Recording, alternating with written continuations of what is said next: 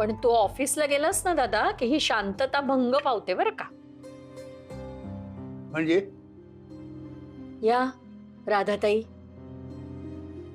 यांना काही सांगायला गेलं ना की वस्कन अंगावर येतात, माझ्या भांडायलाच लागतात. काल आमच्या भांडणाच्या नादात त्या बिचाऱ्या भैरवीचा फोन बिघडला. काय काय झालं भाऊजी मी सांगतो. हे तुमची बहीण आहे ना, हे बहीण तुमची सारख्या चुका काढते ना माझ्या कामातल्या.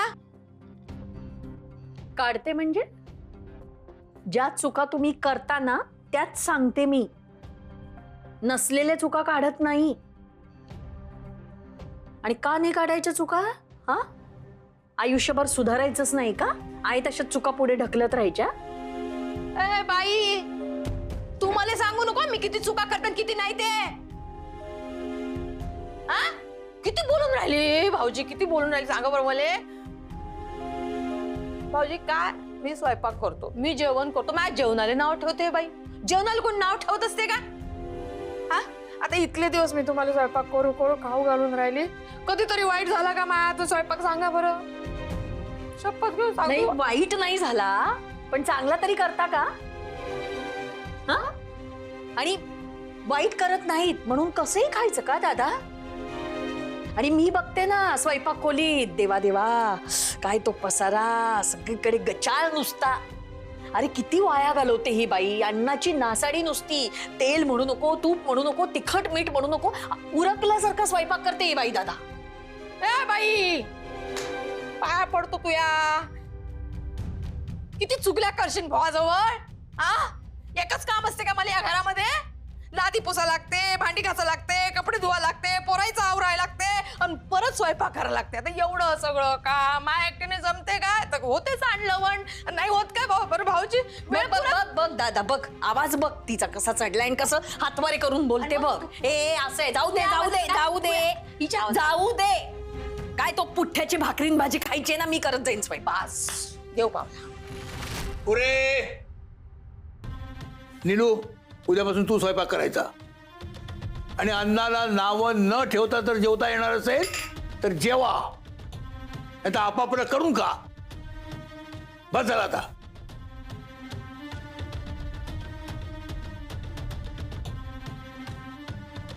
फोनचं काय झालं? ते मी आज दुरुस्त करून आणणार आहे बाबा.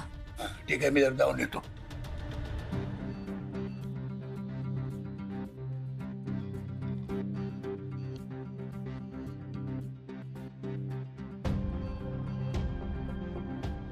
या ना काका. हा, ईश्वर कुठे गेला रे? हा, 2-3 दिवसात भेटलाच नाही तो. बाबा देवळात गेलेत. देवळात गेलाय? अरे वा. हो, देवळात ना आले की त्यांना सांगतो ना तुम्हाला फोन करायला. अरे पण रेयांश कुठे आहे मग? तोही कॉलेजच्या स्टडी टूर साठी गेलाय. हो, तुम्ही उभे का? बसा ना. हा बस बसा. हा.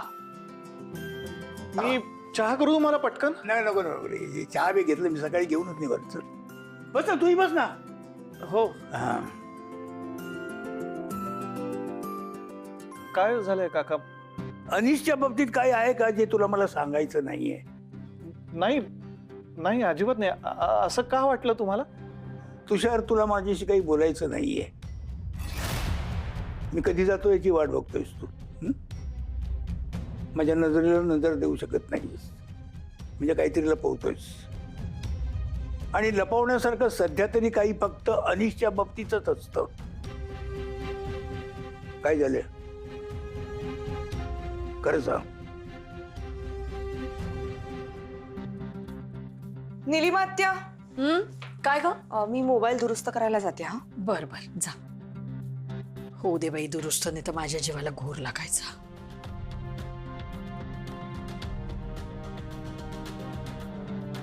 बरं ऐका, ते पार्टी होता होता राहिली होती ना त्या दिवशी, ते परत करायला लागते. पार्टी? हा, म्हणजे संयमीन सांगितलं मला की पोरं तर येणार नाही म्हणा, पण तिचे आजी आजोबा येऊन राहिले पार्टीले, तर तुम्ही सगळे राहायचा पार्टीत, असं सांगितलं मला. खायला काय करायचंय मग?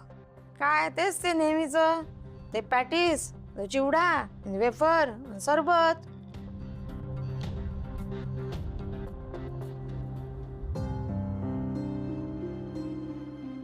अच्छा, म्हणजे अनिश इतके दिवस घरी जे सांगतो ते खोटं आहे. नाही, सगळंच खोटं आहे असं नाही. म्हणजे तो सेवानी बिल्डरकडे नोकरी करतोय असं सांगितलं, पण अनिश त्यांच्याकडे वसुलीचं काम करत होता आणि याच लफड्यामध्ये तो 10 लाख अडकून बसला, जे त्याने आता भैरवीकडून मागून घेतले.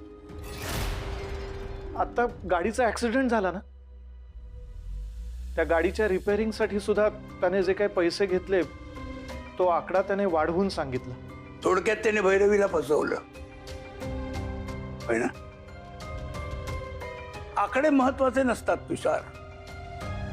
नवरा बायकोच्या नात्यात फसवणूक ही फसवणूकच, मग ती छोटी असो नाही तर मोठी असो. काका ऐका ना प्लीज, मी तुम्हाला ह्या सगळ्या गोष्टी सांगितल्यात हे अनिशला कळू देऊ नका. परवा त्याने मला धमकी दिली, म्हणाला भैरवीपासून लांब राहा, त्यांच्या संसारात लुडबुड करू नकोस. काय ना, अनिश चांगला मुलगा आहे हो, पण आत्ता त्याची संगत बिघडली, त्यामुळे मला खरंच भीती वाटायला लागली त्याची. आता काळजी करू नकोस, मी नाही बोलणार. काका तुम्ही पण काळजी घ्या आणि भैरवीला सांभाळा. हो.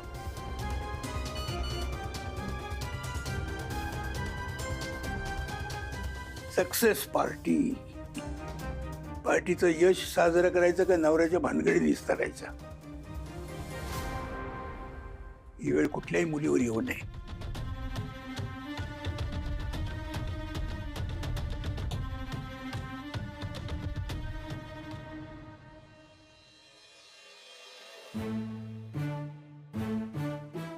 त्या भेळेत तिखट मसाला काही टाकलेलं नाही, ते बाजूला ठेवलं ना तर बोंबलाल. हे शहाणपण आधी आलं असतं तर बरं झालं असतं. कायच आम्हाला शहाणपण, तुम्हाला दिसत नाही. अनिश कुठे गेलाय? मला विचारलं? हो, मला नाही माहित. सकाळीच गेलाय बिझनेसच्या कामासाठी. आणखी कुठला नवा खड्डा नको खणू दे म्हणजे झालं. आणि हो, हा. भैरवीला यातले काय सांगायचं नाही, सांगितलं का तू? नाही बा, मी काहीच नाही सांगितलं. हा, काय संयमीने आपल्याला सांगितलंय का तिले काय यातलं कळलं नाही पाहिजे. बाप्पा असं? हा, ते म्हणतात ना लोक देतात ते असं असं काहीतरी देतात ना असं. लुगडं, नाही लुगड का हो, पंजाबी ड्रेस. तुला काय कपडे आणि खायचं दुसतं का? ते असं दिलं की असं तर हो असं होतं ते सरप्राईज. मला कळलं ते. हा, तर ते द्यायचंय तिले, म्हणून कोणी तिले सांगायचं नाही. नाही सांगायचं कोणी. हा,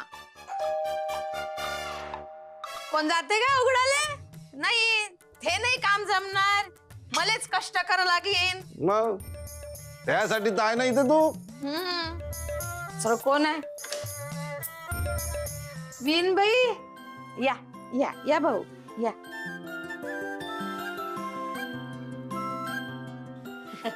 या या या. वा वा वा, या, या.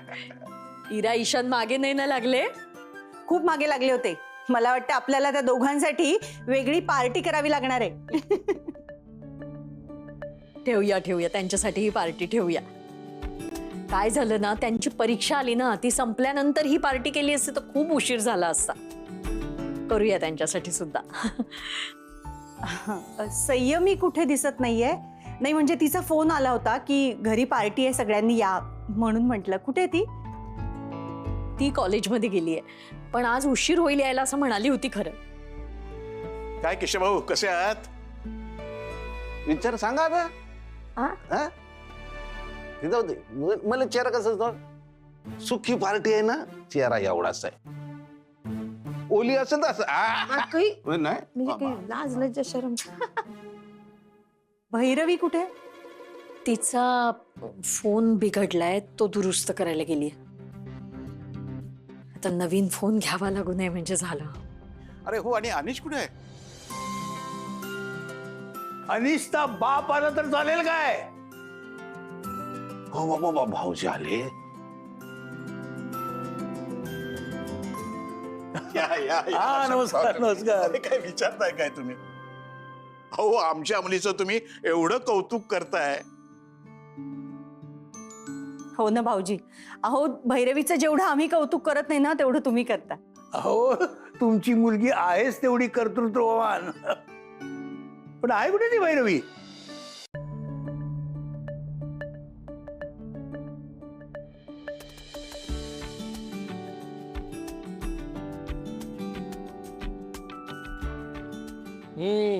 आली वाटतं गाडी गॅरेज मधून. लवकर आली. मी असं ऐकलं होतं फार मोठा ऍक्सिडेंट झाला होता.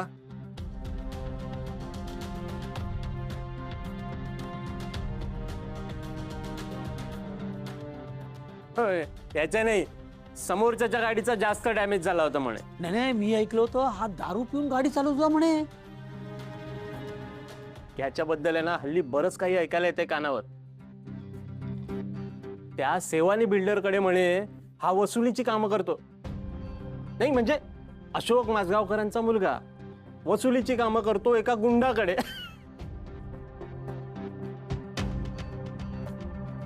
दिव्याखाली अंधार म्हणतात ना, ते असं. दुसरं काय, ती भैरवी तिकडे बिझनेससाठी धडपड करते आणि हा दारू पिऊन गाडी काय चालवतो, ऍक्सिडेंट काय करतो. त्या वेणू वहिनींना सुद्धा ना स्वर्गातून वाईटच वाटत असेल.